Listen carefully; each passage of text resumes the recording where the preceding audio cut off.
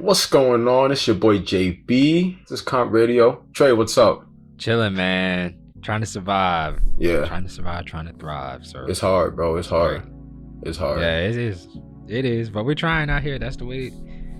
That's the way the cookie crumbles. The way Fake the it. story Hey, goes. fake it till you make it, bro. Simple as Yeah, that. Fake it till you make it. that's what you gotta do. So this episode's gonna be a little different than kind of how we usually do things around here in Comp. We wanted to discuss something that happened not too long ago. Trey, I don't know if you want to talk about it first or Yeah, man. So at least you, as y'all know, after watching episode 1, Comp Radio is music plus talk. So we do a little bit of both. We try to dabble in both. Put a little emphasis on the music that we're playing. Play old stuff, play new stuff. Introducing new ideas. But in this case, there was just something so huge that happened. This involves the music industry and involves one aspect of the music business that Comp, hopefully tries to affect, Yeah. later on down the road as we scale and as we build. But we definitely wanted to talk about AstroFest. Uh, yeah. 8 people killed. And actually, the term that people have been using was murdered, but I would Yeah. be very specific that they weren't murdered. Right. I don't think Travis Scott had any intention to murder them, in the crowds. They were I don't think so killed either. unintentionally so. by, issues with access, issues with safety, and issues with logistics. But Yeah. the biggest thing we have right now is that we can learn about how it really was straight from the source, because JB over here went and he was been excited for months to go. I remember. Months, bro. Months. Yeah, we've been Yeah. chatting about it, I don't even know, since like March or April of this year. And I think I caught my ticket in May. Like oh, the in beginning of May. May. Yeah, Yeah. and well, that was around the time that you said that you were going. So, Yep. I was like, oh man, that's lit. That's gonna be fun. And it's like, oh, with COVID, it's gonna be enough time and stuff like that. But Right. Yep. I don't think anybody was expecting it to go the way that it did. No. Yeah. But I guess to dig into it, let's just sink our teeth in, and try our best to talk about this whole spiel. But JB, how was it for you? What was your experience? Do you have any stories or things that you saw, that you want to share? Yeah. It was I don't want to be overly dramatic, but I can only speak to my experience, Yeah. without a doubt, the scariest fucking day of my life. Wow. It was cool at first. I've been there all day. I got there at like 10:30. This is out in Houston. And I got there like 10:30 in the morning, and waiting in line for merch, the exclusive merch that he does on tour and things of that nature. And that was all good, and got a couple drinks, and that was fine. And there were 2 stages.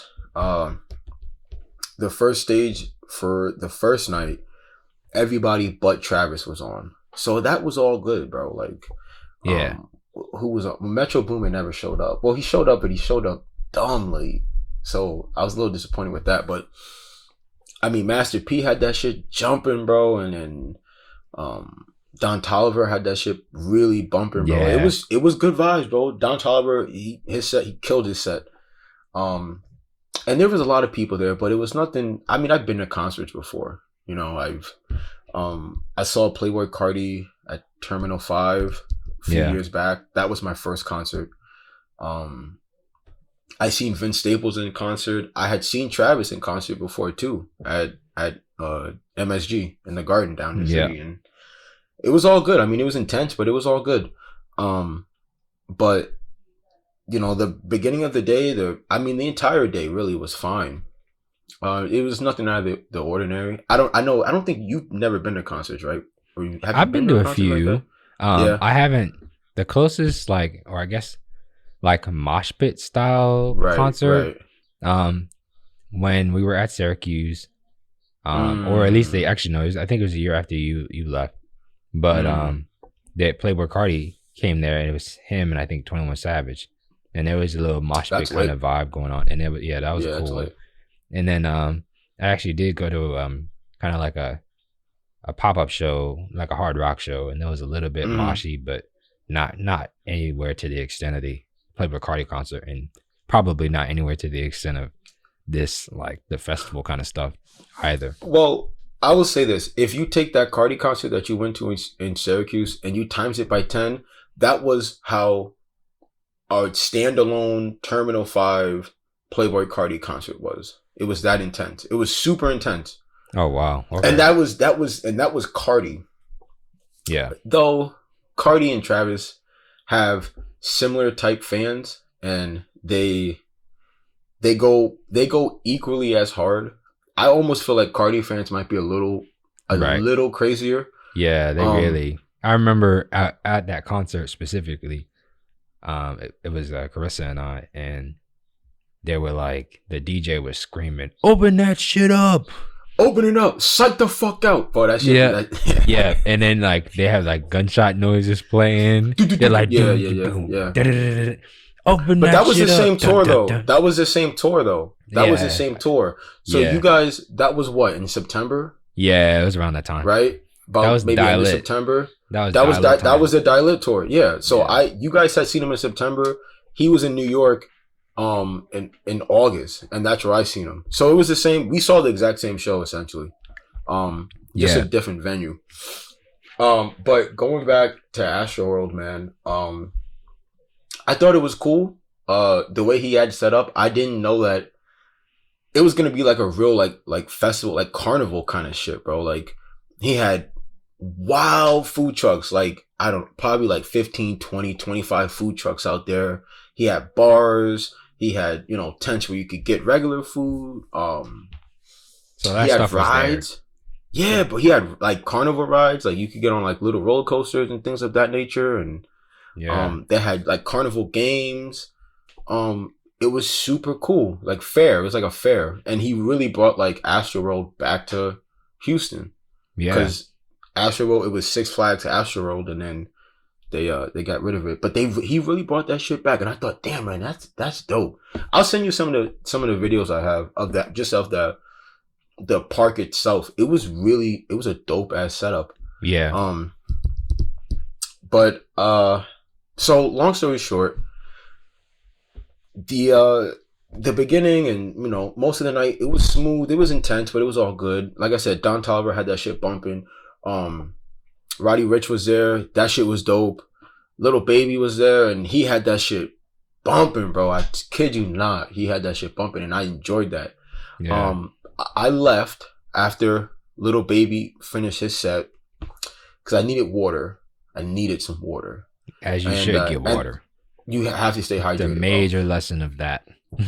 You have to stay hydrated. And they, like I said, so there was two stages, and the other stage, which was a little farther, was Utopia Mountain, and that's where Travis was going to perform. So I went to get a nice spot. So I left Little Baby, and unfortunately, I did not get to see SZA because I left. And I heard her shit was cool too, though, and I respect the fuck out of SZA. It's no disrespect. So Yeah. I go get my water. I lay down because I'm tired, bro. It's probably at this point, it's probably like 7 o'clock, 7:30, something like that. About 7:30, I think. And like I said, I've been there since 10:30. I'm tired, and I just like, listen, I want to have enough energy for Travis.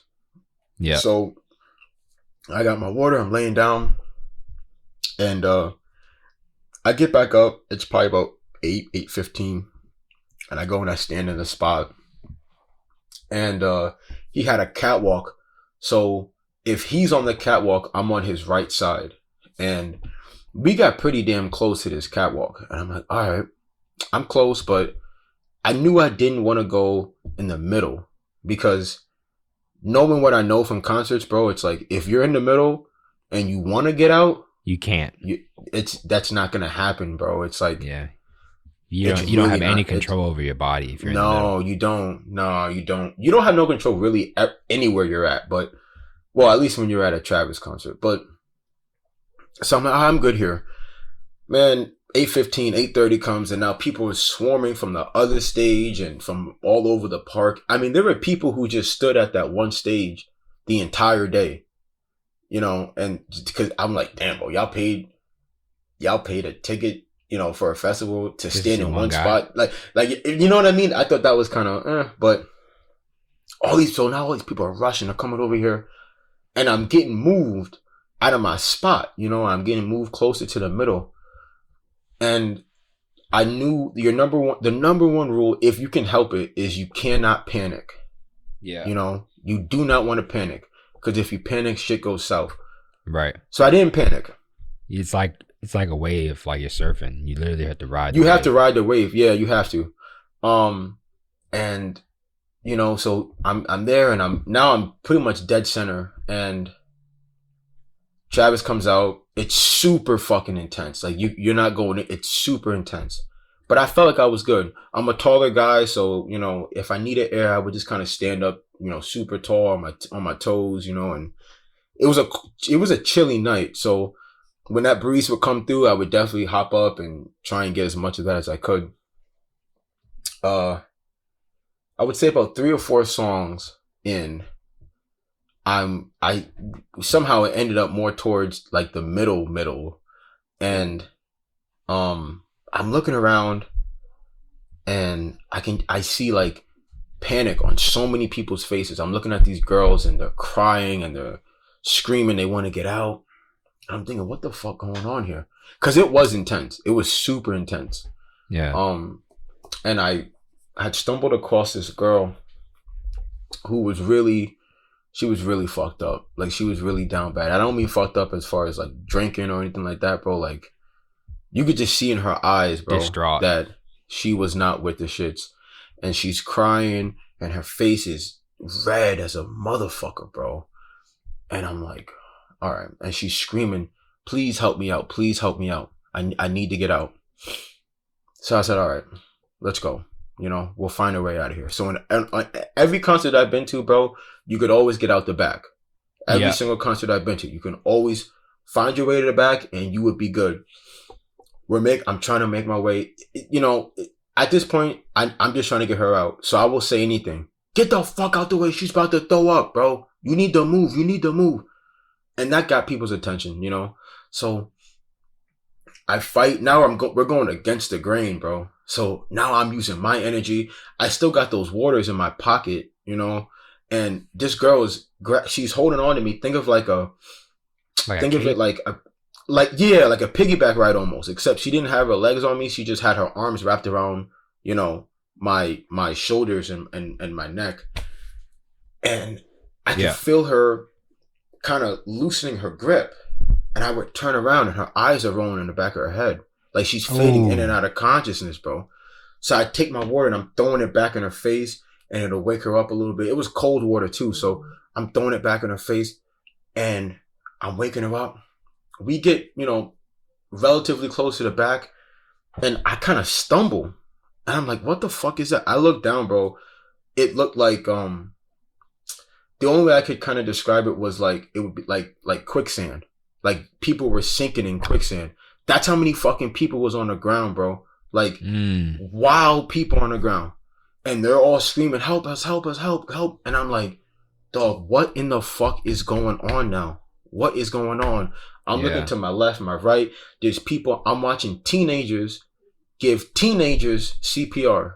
And I'm like, bro, what? Like, this is wild. And I'm just hearing so many screams. Yeah, bro, I'm hearing so many screams of like desperation. Like, yo, help us, help us, help. People are chanting, stop the show. You know, I'm like, damn, dog, this is wild. So we get through all these people that's on the ground. I try and help some of them up. And then it came to this one, he was a bigger guy. And, you know, at this point, but I've been out there like 9 hours, 10 hours, you know? Right, so I'm fucking tired. I'm trying to pick this guy up. and I get him up, and then he falls back down, but he's still holding on to me. So he tries to pull me down, and I'm like, dog, I'm so sorry, bro, but I can't do that. You know, I can't touch dirt, bro, because I hate saying it like that, bro. I hate saying it, but and that's kind of why I felt like that's why it really fucked me up, bro, because I saw so many people, you know, who needed help, and I couldn't, you know, Yeah. because if I'm on the ground, bro, now I hate to say that my life is more valuable than somebody else's, but you know, bro, like I have, you know, I've got my son with me, bro, and obviously he wasn't at the concert, but You gotta I be alive. I have to go home. Yeah. You know what I mean? And that's the only time the entire night where I started to panic was because I'm gonna try and keep this together. I did not want my girlfriend to have to tell my son that his dad died because he wanted to go to Astroworld. You know what I mean? Like, yeah. I just couldn't. So I still have this girl on my back. We finally get to the back, bro, and there's a fucking barricade. And I'm thinking, what the fuck, bro? Like, I don't know. Now I don't know what the fuck is going on. And before we get to the back, I forgot. Before we get to the back, and I'm trying to maneuver through these people that's on the ground, like I couldn't see. So I wear glasses, and I didn't have my contacts in, so I still have my glasses. And I look towards the stage, towards Travis, and they're wilding, and they're trying to open mosh pits and shit. So I was like, all right. So I turn around, and they have these lights, these neon green lights that are going, and that's all I can see.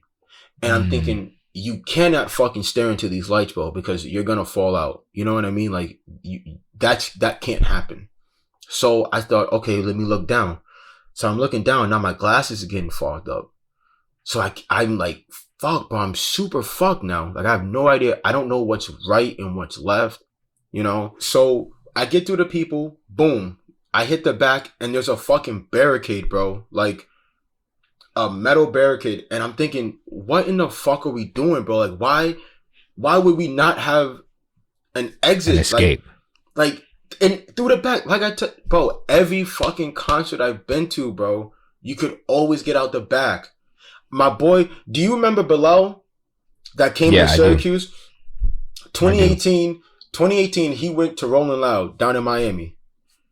Day one, he said he had enough. It was either that or he was gonna drop. So he dipped. And I asked him, I said, bro, this was a couple of days ago. Cause he was down there too. Bilal was down there with me in Astroworld. Oh, okay. Yeah. Him and his girl had went. So I said, bro, when you was at Rolling Loud and you wanted to dip, how did you get out? Like, if you ever wanted to leave the mosh, well, how did you get out? And he said, opposite of the stage, meaning the back, you know? Yeah. And I said, bro, you could not get back there. So there was one security guard that was there. He was not trying to let people over. Like, if you was a female or if you were hurt, then he would help you. But if not, it was kind of like a free-for-all. It was like you're kind of on your own type shit. So at that point, I knew that we would kind of have to go into business for ourselves. So these two guys that had already jumped the barricade, dead ass, bro, pushed this guy out the way, pushed the security guard out the way, and we started helping people over, bro, because that was the only, bro, if you're not going to do anything, people is really out here fighting for their fucking life, bro. So, yeah. I get the girl from my back. We get her over. I'm helping a couple other people over. I'm still inside, and I'm helping a couple people over. And then they said, all right, come on. And then I jumped over. They helped me out. Because this barricade was about, bro, I'm about 6', 6'1". And that shit was up to my chest, bro. So it was a hefty fucking barricade. Yeah, too big. Wild, bro. Just wild. And I get out, man. And at this point, that took me about, I don't know, maybe 15, 20 minutes to get from finding the girl to getting her out. Going against the grain, like I said. And I was fucking exhausted, bro. And I'm just laying there and I'm like trying to catch my breath. And I'm like, all right, just in and out, bro. Just breathe. You know what I mean? I get up and I don't know what happened to the girl. So I'm hoping she's okay. But I kind of start to walk around to where I entered before, where I was kind of standing in that kind of vicinity. And I'm walking over there and I see this kid fall out. He's having a seizure on the floor, like right there on the pavement. Oh my God. And they didn't have the medic carts for him. I think they had to me it just looked like a wheelchair or something like that. And they threw him on a wheelchair and they're like, run, go, And I'm like, man, what in the fuck is going on? Like, it was just wild, bro. It was just wild. And then I don't know why, but I was standing by one of, I want to say 2 or 3. They had a few medical tents set up, or it might have just been one. I only heard about one, but I could have swore I seen more than that. But I'm standing by the tent, and now they got ambulances coming like crazy, bro, and people's coming in and out, and I'm just like, bro, this kind of just turned to shit real quick. So I stayed for the rest of the show. Obviously, I didn't go back in because at that point, it wasn't worth it. But I'm walking out and I'm going to meet below. And just in my head, this is before you had even hit me up that night. But because I was still at NRG, and I'm thinking in my head, I'm like, man, there's no way that everybody's walking out of here today. There's no, like, I just felt that shit, bro. Like, I felt that there was no way in hell that everybody was going to go home. You know what I mean? Like, wow. I just had that in my spirit, and I'm not a overly religious person, like I personally I do believe in God and things of that nature. I mean, I grew up in the church and all that kind of stuff, but there was something about in my spirit and my soul that wasn't sitting right, and I knew something was off. I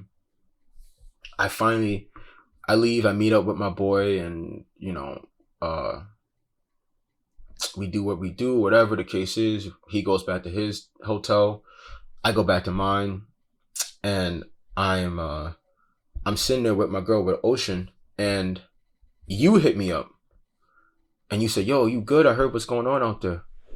And at this point I didn't know that that people had died yet. Yeah, I was just scrolling through Twitter, man, and yeah, that's where I saw the first time, it was just Drake and Travis, and they were doing I don't remember what song it was. They did a bunch of songs. They did Sicko Mode.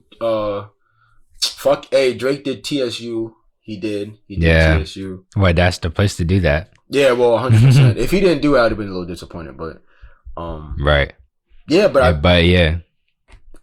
I didn't know for sure, but yeah, you hit me, bro, and I seen that shit, and I was like, 8 people? What in the fuck, bro? But I felt that. You felt it. I felt that. I really felt that, and I didn't know it was gonna be 8 people, but I knew that it was not. I knew that. I don't even know how to word. I just knew that it wasn't sitting right with me, and I'm thinking like, now wait a minute, why are we doing CPR? You know what I mean? And at a concert, it's wild. I mean, like I said, I've been to concerts before, bro. I went to the Playboi Carti concert in 2018, and the show started at 8. And I mean, there were girls passing out at like 7:45, like 7:55 type shit, But it wasn't nothing crazy, bro. It was just hot, It was just hot. They was probably drinking or whatever it was, and not drinking water, Right. Which a lot of people do. Which a lot of people do or don't do, I guess. And True. and it was what it was. You know what I mean? It was they woke up, got him up, got him out of the thing, got him some water, and then that was that. Um, but yeah, it was a dark night. It was a very, and I could not sleep that night. I could not sleep. I think I might have gotten like 2 hours of sleep that night. I was just up watching. I was watching the news. I was just up on Twitter. I mean, which is probably not the best idea in the world to get information from, because they had said that there was a 10-year-old that died, and I mean, I guess I get why they said that. He's not dead, but he was there with his dad, and his dad had him on his shoulders, and then his dad passed out, so the kid fell and he got trampled. Oh, So he's still in the hospital, but he's in a coma. He's in a coma. oh wow. Yeah, he's got brain swelling, and he damage to his kidneys, damage to his lungs. It was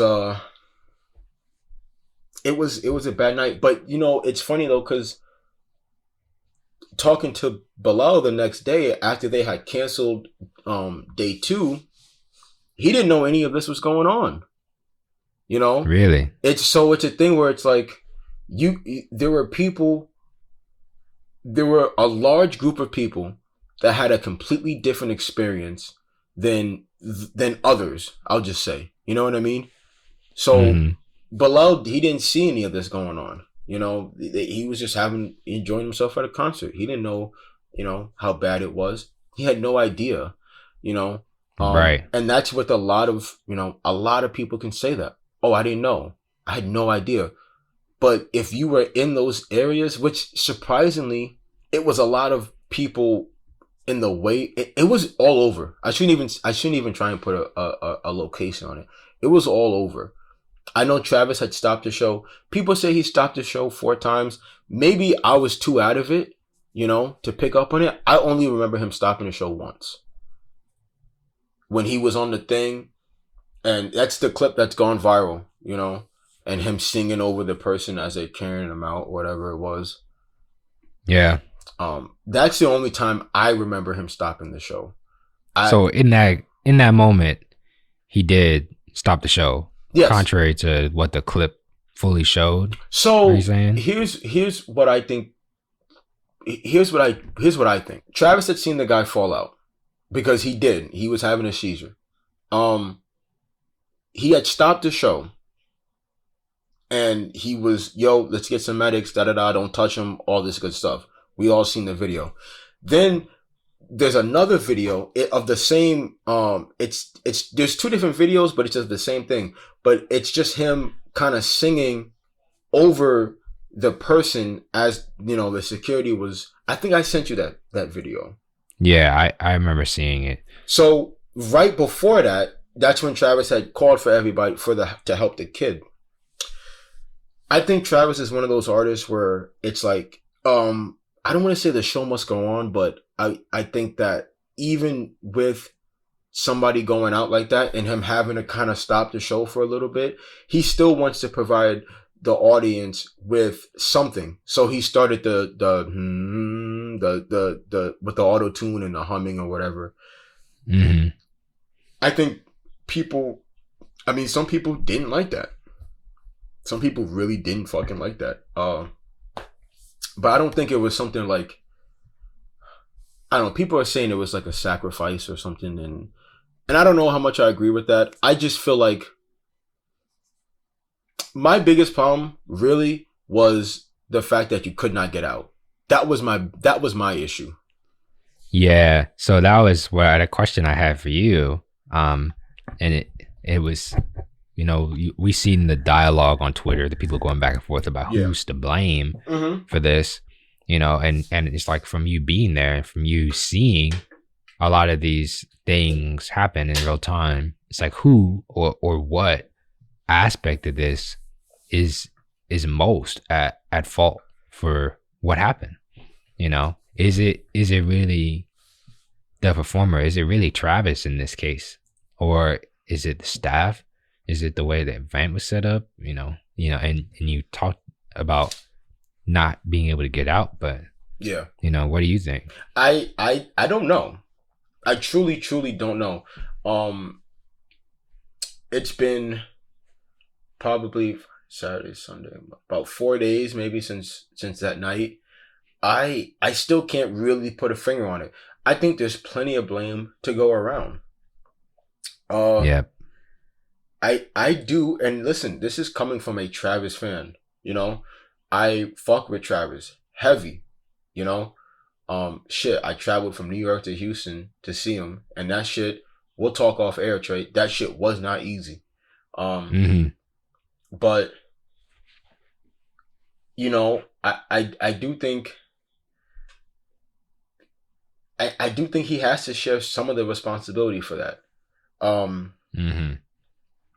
For not listening to his own crowd, because there were a lot of people, that wanted the show to kind of, I don't know if they wanted to end, but to at least let's give it a couple of minutes, and let's pick everybody up and maybe let's just reset, but there were a lot of people chanting that, a lot of people screaming for help. There's a video, I guess it was taken, maybe he had a camera, I don't know where his camera could have been. It had to have been on the stage somewhere, of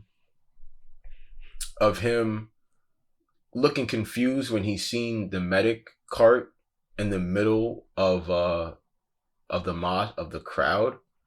Like, it was literally in the middle of the crowd. And he said, "What the fuck is that?"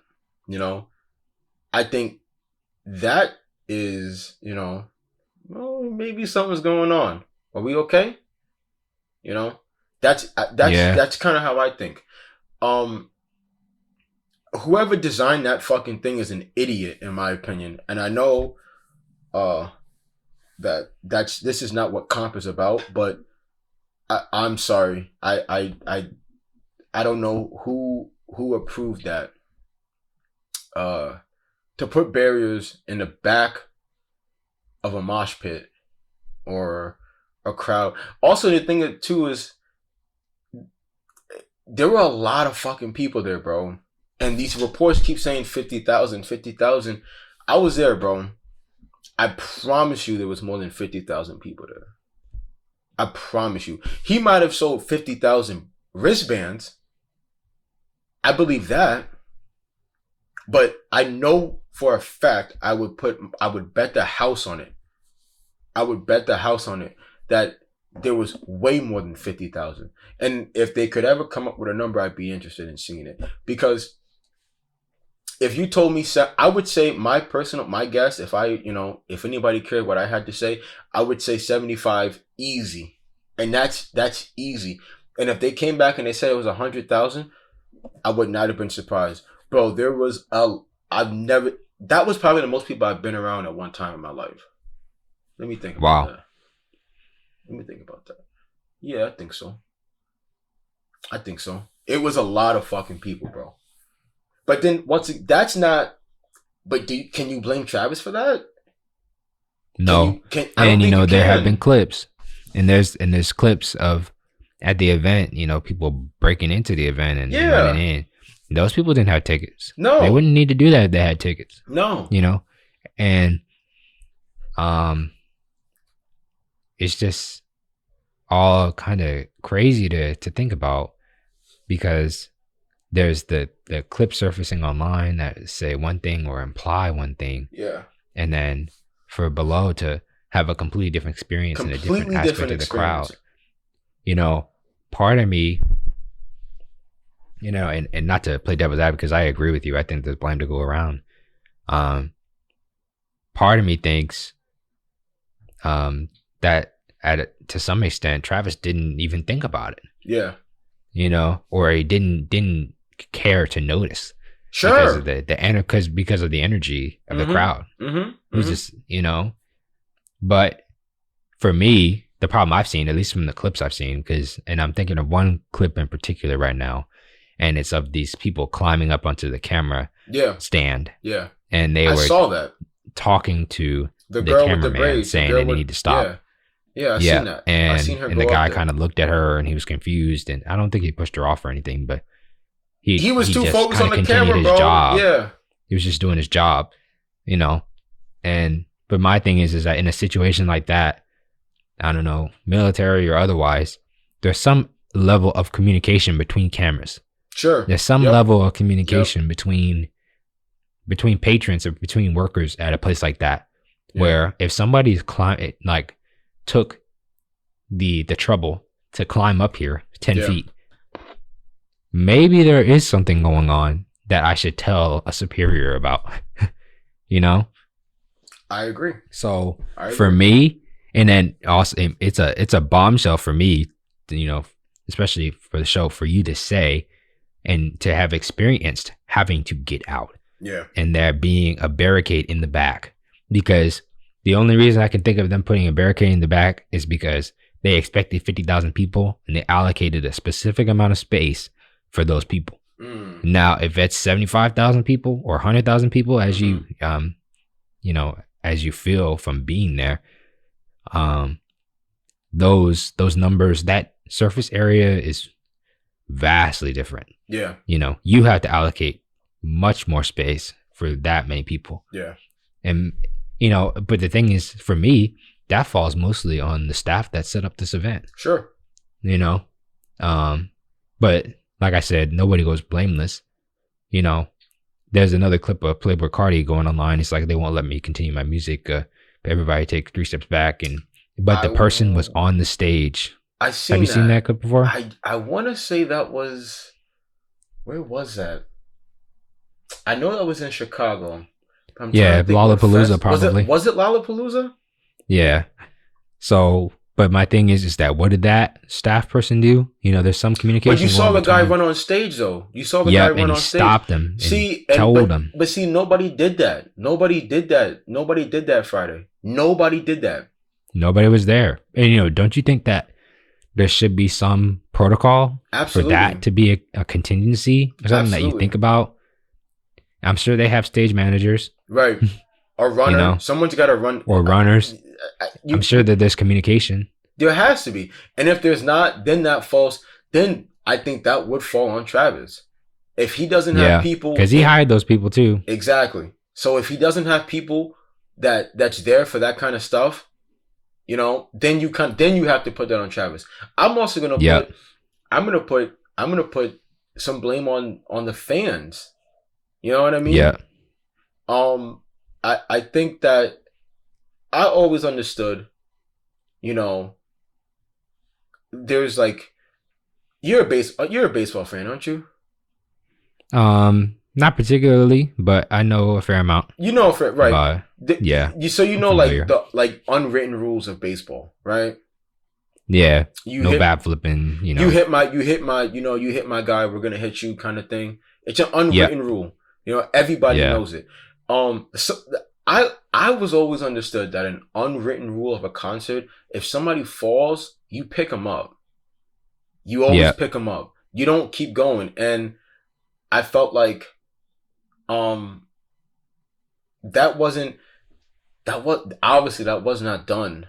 You know, that night. I think that people. I think Travis fans. I think Travis directs his music towards a certain type of person. And I was just about to ask you about that, but I'll ask you in a second. He steers his music towards a certain type of crowd, a very rebellious crowd, and there's a lot of energy, I should say, right? And I also do think that because Astroworld was canceled last year due to COVID, you know, they come back and they're like, "Fuck, but we're going harder. We're going hard. We're going hard." And they went so hard that, in my opinion, I would not be like, this could very well be the last AstroFest you ever see. Yeah. Like I'm not saying one way or the other what I, you know, but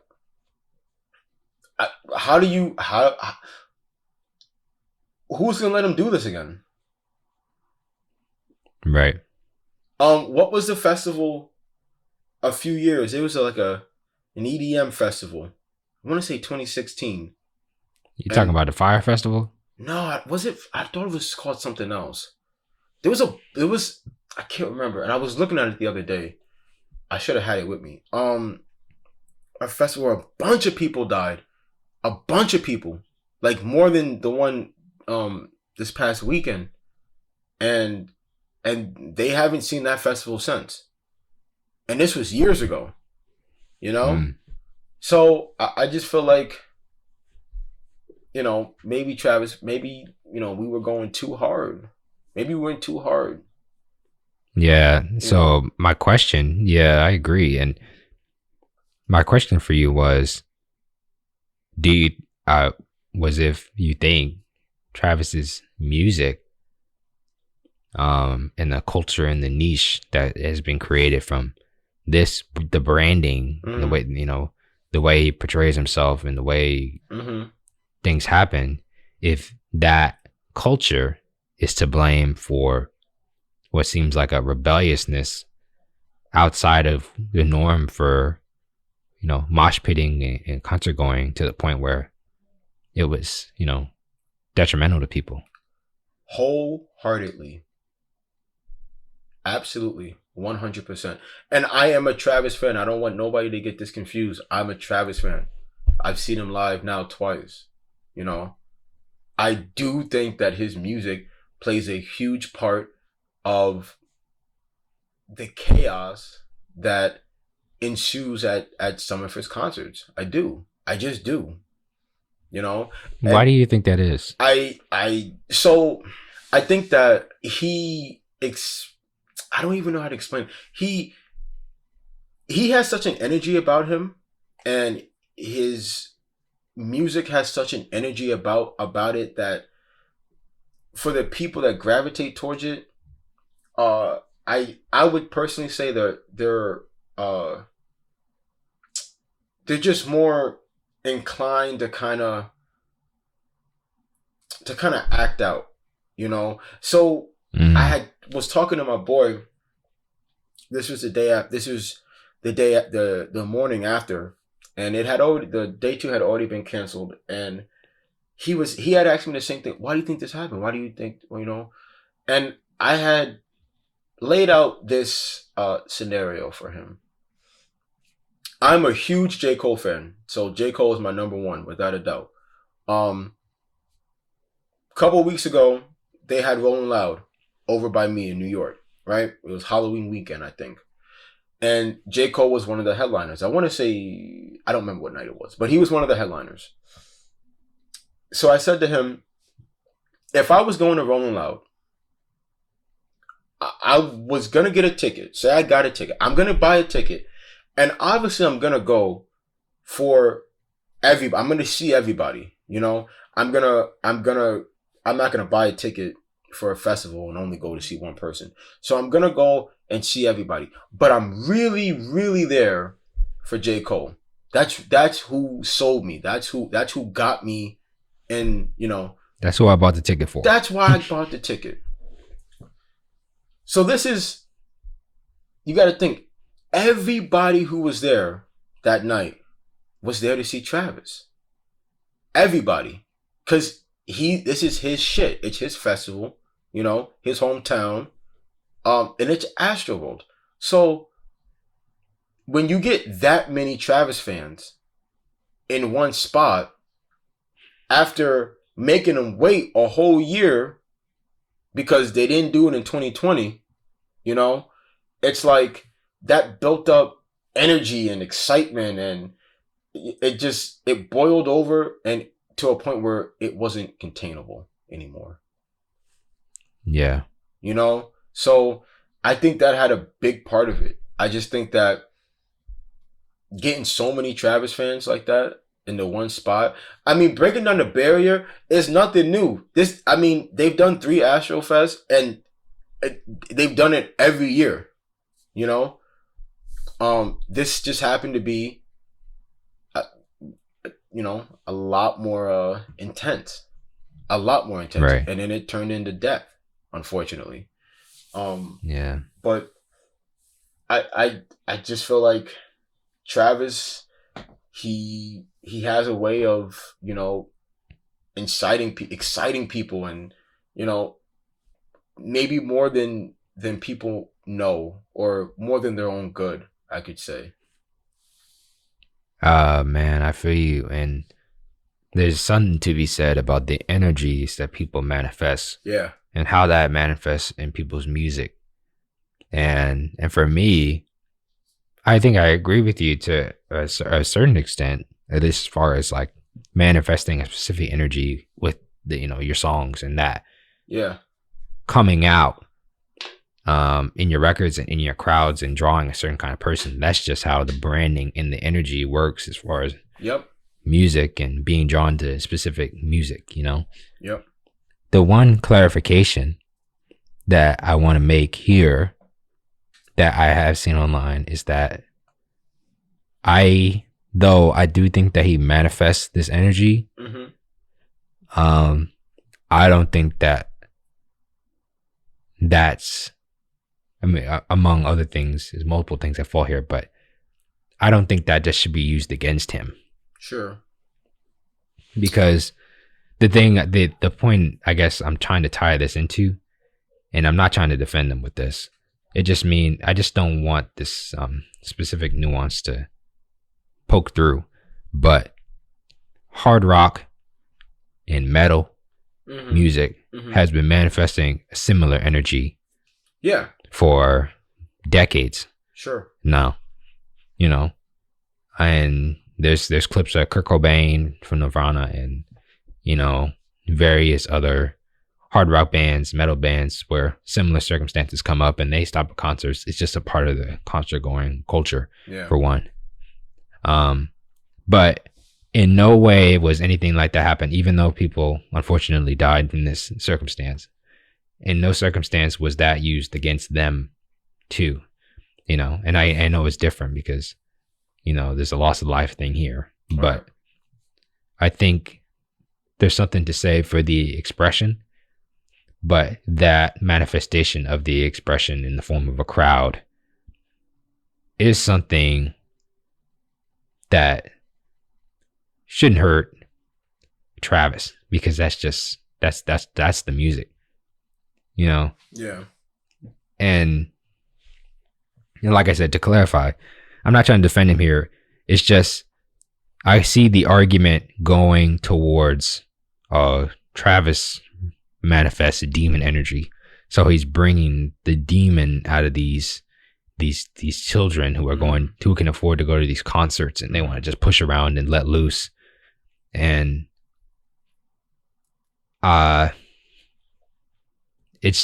and then not being able to, it's just weird, man. I just don't want this to, not that I don't want it to affect him or that he shouldn't kind of atone for what happened in totality. But if the shoe were on the other foot and this was a hard rock concert, would we be having the conversation about them manifesting a specific energy? I think it would depend on the artist. I think maybe and that's my point. You know what I mean? I think people are coming at Travis because he's Travis, And yeah, and I hate that they're trying to say that, it's the rap music, or like they say, it's the metal music that's bringing the stuff out of them. And I guess that's my big point from all this. It's the expression is going to be different from everybody. It's the behavior, that can be, structured against as far as safety and enforced by Travis with the crowds. And I don't know if any of that makes sense, but it does. But my question is, like, how do you regulate it then? How do you regulate something like that? Like, if Travis came to you and said, I want to do another AstroFest, like, what are you putting in place to keep something like this from happening again? Because I've been asked that a bunch of times and I don't have an answer. I personally don't have an answer. They said they had more security. Now, this is what Houston PD said. I don't know why they would lie or anything, and maybe they just want to cover their ass. But from what I had listened to, on the news and through press conferences and things of that nature, that they had more security there that night than they had 2 nights prior at the World Series. So, what do you do? Like how do you keep this from happening? Do you get a bigger Right. venue? So now I feel like we're creeping into the territory of a larger conversation, the one that I feel like is the one that we need to have, Yeah. not just as music fans, but as a music culture. And I think that's the overarching thing, is that this concert and mosh pit culture and pushing people around and letting loose is not an anomaly. Mm. It's within festival culture. Mm-hmm. It's within specific genres. It comes out in more situations than others. In all forms, music is expression. The way that people show that expression while in an open field depends on who's playing or Sure. how many people there are. Sure. So when we say what's the solution, or we see that the problem here being at a concert and being pushed around and being dehydrated and not picking each other up and various other things. What is the solution really?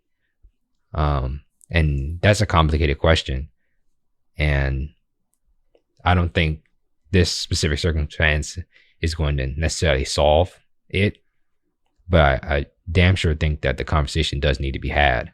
Yeah, without a doubt. Without a doubt. I mean, is it more security? Is it? I mean, I would assume an exit. Yeah, I think an exit maybe. I think that would help. having a I mean, God forbid there was like a fire or something. There was no way for people really to get out. Mm-hmm. So that's like this super concerning thing. I do think you have to look at. I mean, it's a festival, so like I don't know, man. I personally, I really don't know. I don't know how you would structure something that would keep people safe, but also allow people to, like you said, express themselves. Like, is it more medics? I don't know. Yeah, is it spacing? Is it the way the barricades are set up? Is it the communication?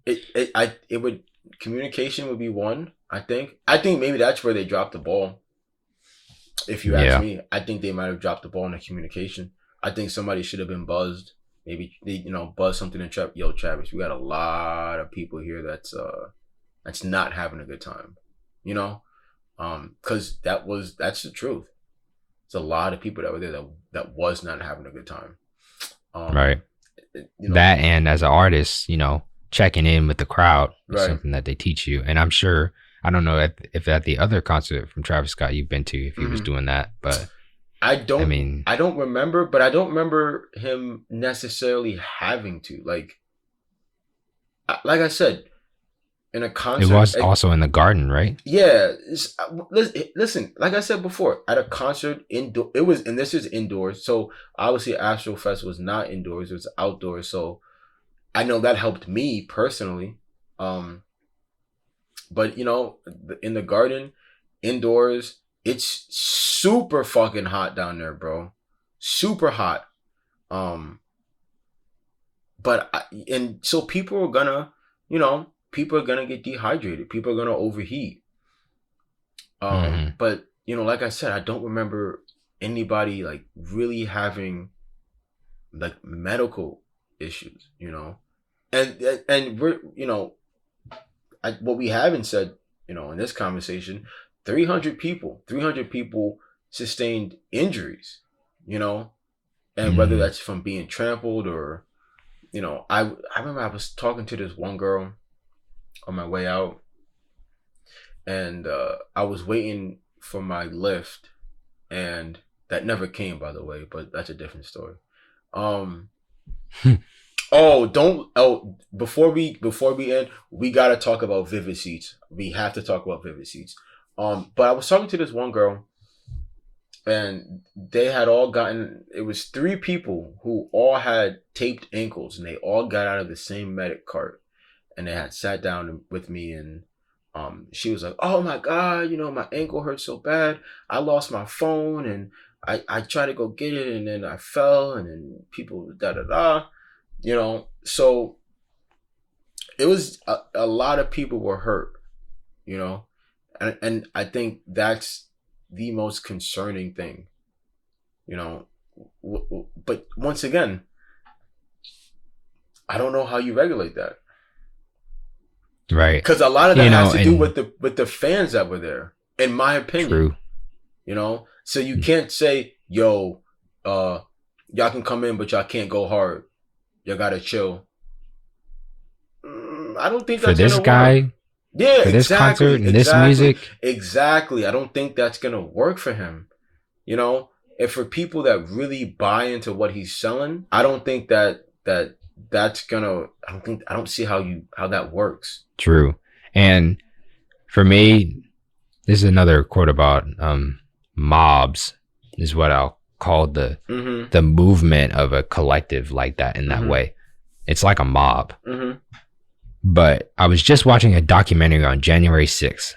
What happened at the Capitol with the Proud Boys and Trump supporters and all that. Yep. And they were talking about how 1 or 2 people, or multiple people, separately, you can handle if you're like a riot staff. Yeah. Like the Capitol Police were and the Metropolitan Police. It's the mobs. It's the collectives moving as one that are the problem. Yeah. That are the things that you cannot really control. Nope. Because moving as a collective in that way, and mind you, I'm sure some people listening to this have been in a mosh pit crowd or been somewhere where it's very tight and you're can't really control which way you're going.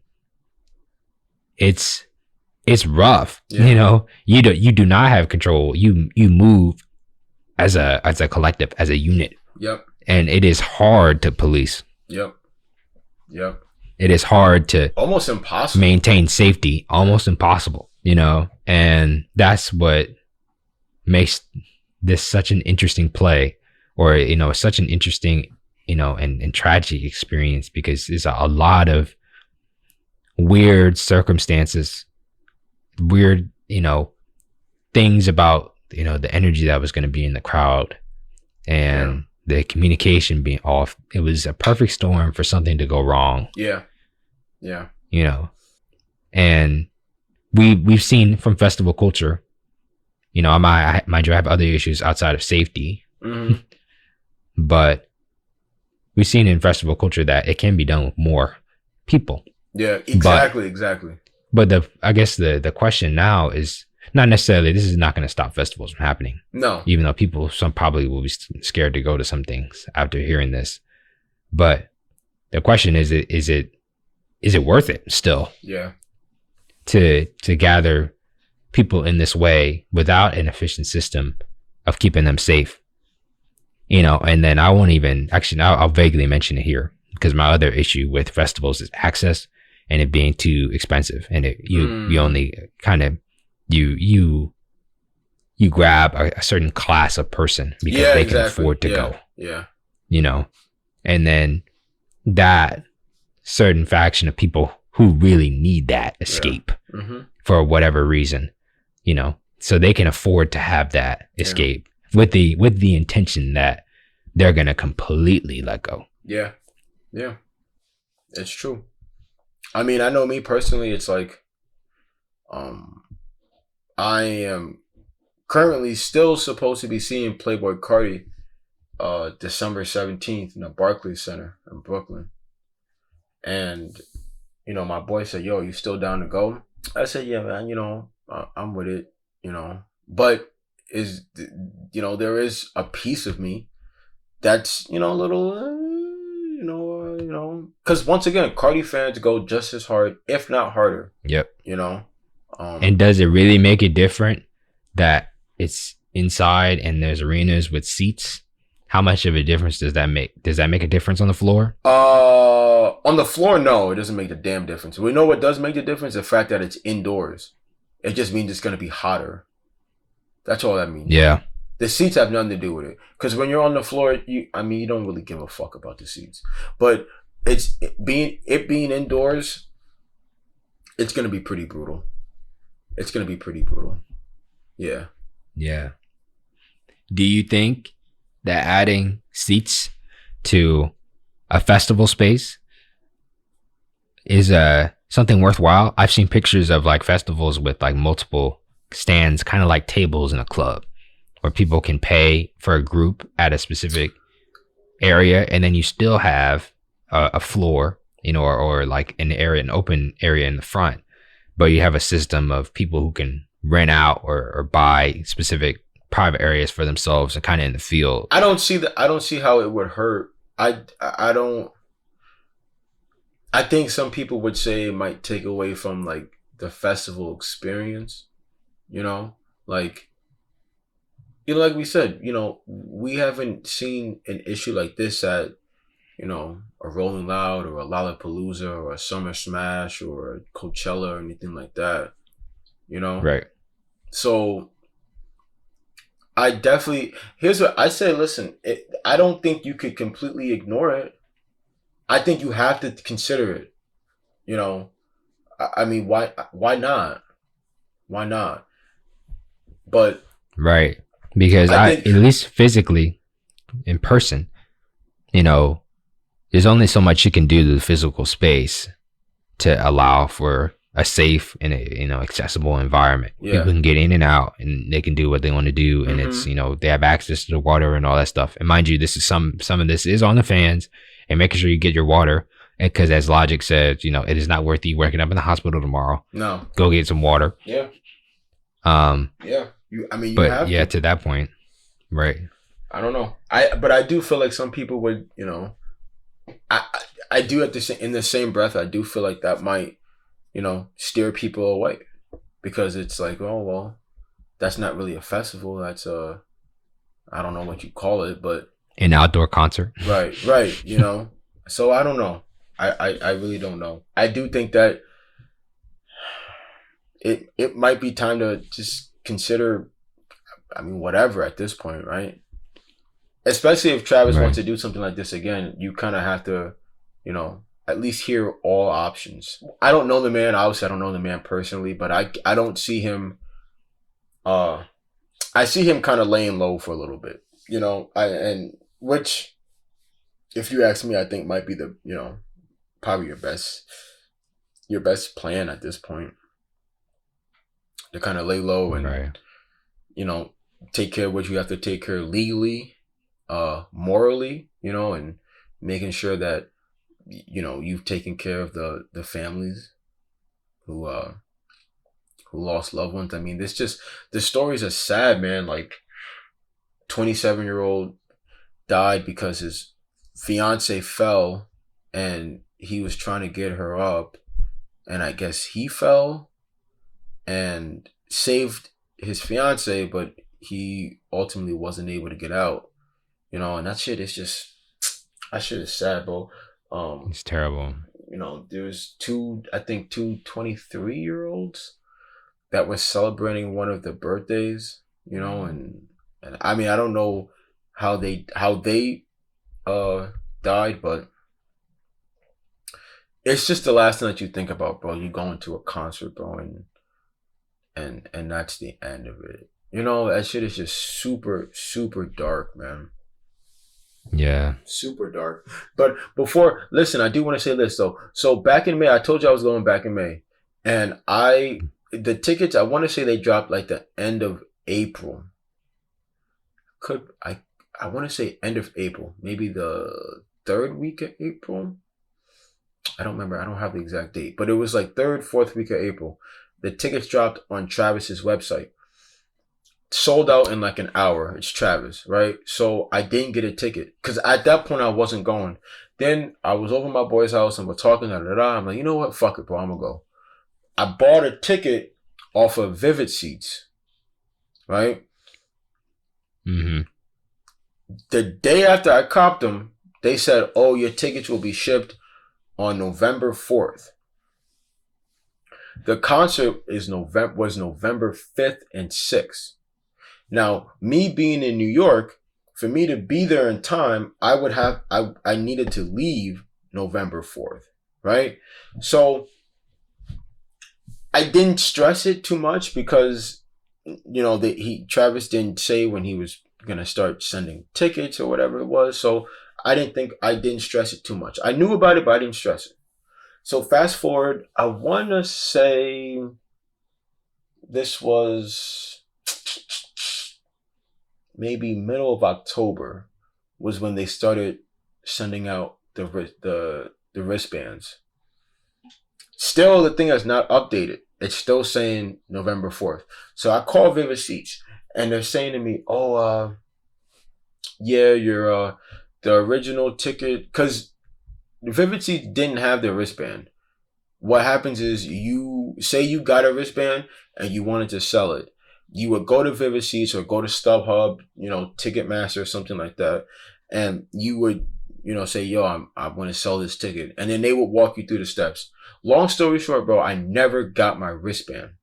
I never got that shit, bro. Wow. Never got that shit off from Vivid Seats. I ended up copying another wristband, knowing that I get a refund from Vivid Seats. So I copped another wristband for it was less than the retail price. I think I paid like $250 for it. But so I was able to go. Vivid Seats, I keep calling them like, "Yo, where's this thing at?" "Oh, well, so now it's week of the concert." So I call them that Monday and they're like, "Oh, well, we could send it to where you're going to be in Houston." And I said, "All right, let's do that." Boom. I never got that shit, bro. So now I call them after the concert. I call them back like, "Yo, I never got my ticket. Where's my refund?" "Oh, well, we have to review your order, and there was an incident down in Houston, da da da da." Long story short, if you're anybody listening, if you're going to a concert or anything like that, don't go to Vivid Seats, because what they do is they'll post.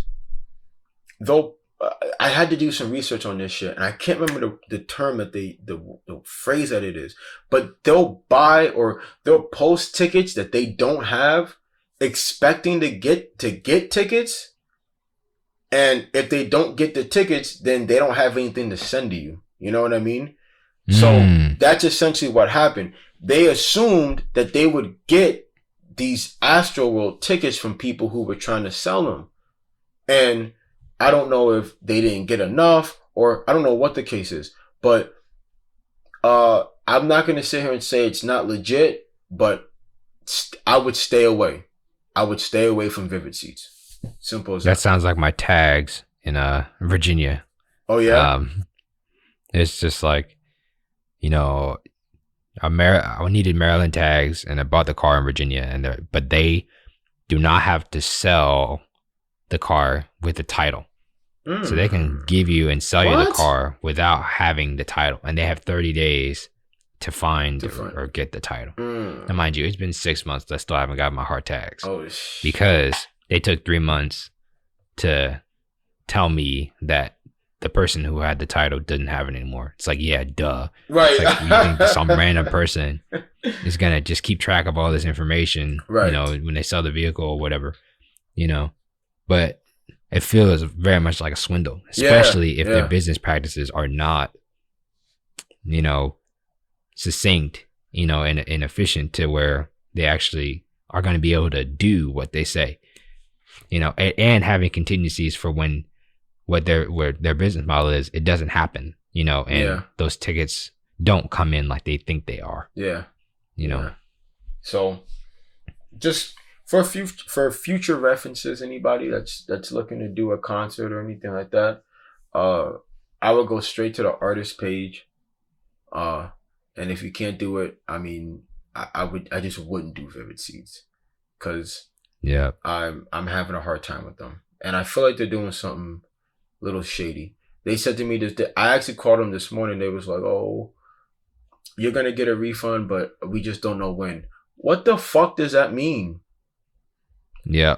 What does that mean? Nah, bro. And they're like, "Oh, the incident and that." I said, "Well, I'm not calling about the incident. That's got nothing to do with me." You know what I mean? Like, I'm calling because y'all told me I'd get the tickets. I didn't get the tickets, and you told me if I didn't get the tickets in time to call you back and get the refund. Here I am looking for my refund, and y'all just sitting on my money. So Yeah. That's another battle I'm gonna have to fight. But I'm gonna win, Right. bro. I promise you that.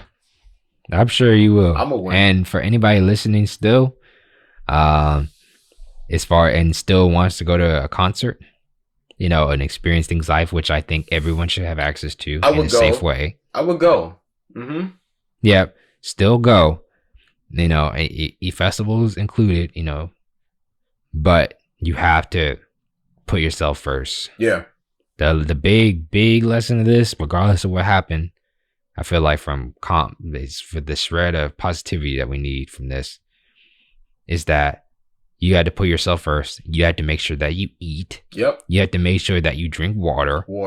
And you need to know if you want to be in a mosh pit or you want to experience that for yourself, where your way out is. You know your exits. You know, know where you are. Yep. And then for the biggest thing is that have a shred of decency, humanity. Yeah. If you see somebody else, this is just an unwritten rule, and I know that in society we have a lot of unwritten rules. Yeah. You know, but this is if you see somebody down, you know, and they're next to you, and you're at a concert, and you're trying to have a good time, you pick them up, you help them out. Yep. Because if the shoe were on the other foot and that was you, right, you would want somebody to help you too. Right. Especially in a place like that. That's the worst spot to be in a concert, is on your back. Or just on the ground in general. It's the worst spot to be in. It's the worst feeling. So definitely just look out for each other. And there should, and you know, at the end of the day, there should be people looking out for you. And I mean that as far as staff, you know, or artists, you know. But my deepest prayers and condolences go out to the families that lost loved ones. Yeah. It's a pain that, it's you know, it's a pain that I don't wish on anybody. And, you know, just know that we're here. And, man, you got me all choked up now, bro. Yeah, man. You know, it was, you know, good on you to do what you could, you know, because that's all you can do. And, you know, our condolences to those families.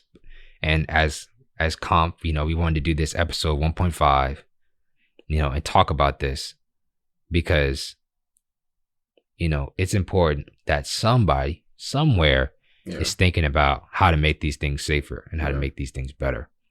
And who, you know, and figuring out what the problems are and how to do this in a way where people can experience like the joy of experiencing music with others and have fun without having any fear, you know, without being able to let go, you know, and that's exactly what people go to these concerts to do.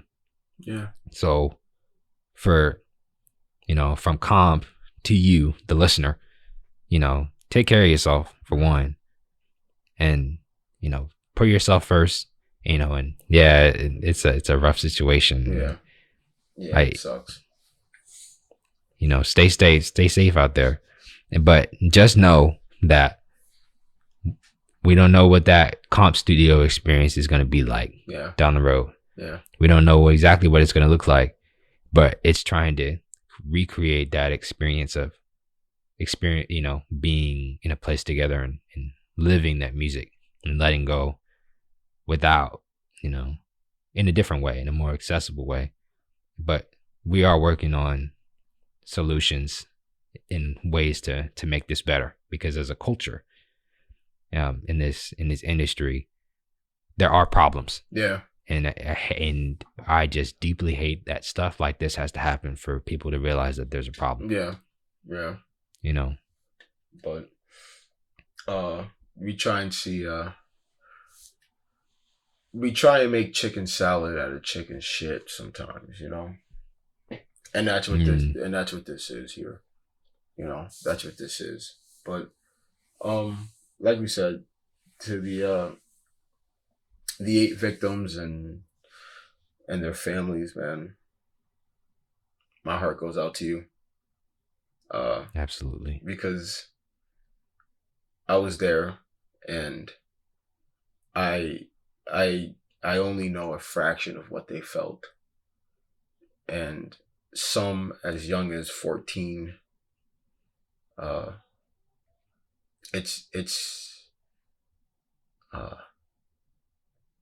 It's heartbreaking, to say the least.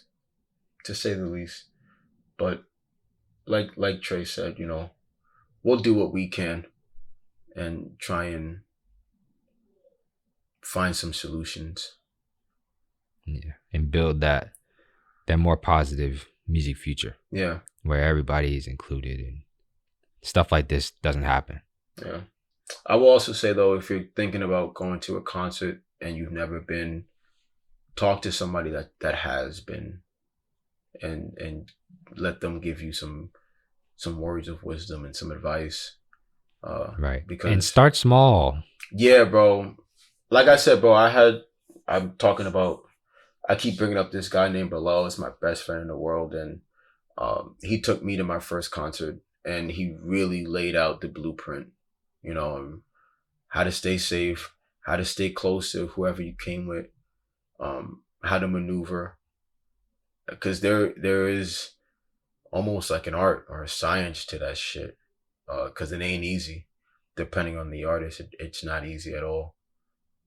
So I would say don't go alone, go with somebody, and talk to somebody first who's been, and that way so you can have as much fun as you can and stay as safe as you can, you know. Absolutely. But Trey, what are we doing next episode, bro?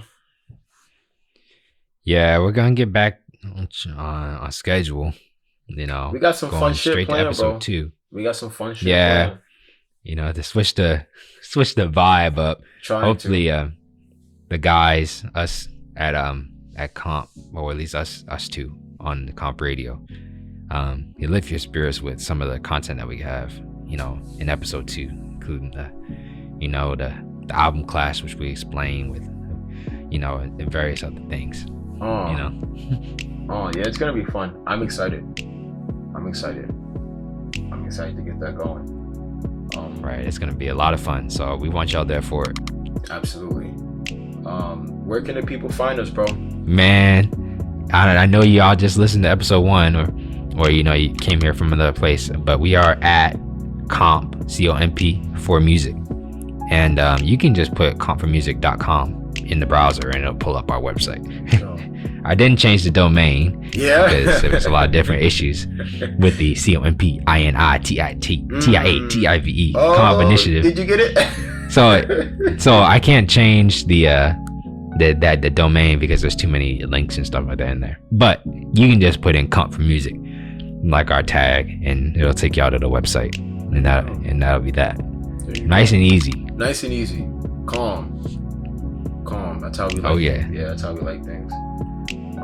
Yeah, man. So once again, just to reiterate, one final time, condolences to the 8 people and their families that passed away at AstroFest 2021. But Comp is gonna see what we can't do going forward, right? Right. That's all we can do. That's all we can Try to make things better. Try. So for Comp Radio, man, it's JB, Trey. Yeah. We out of here.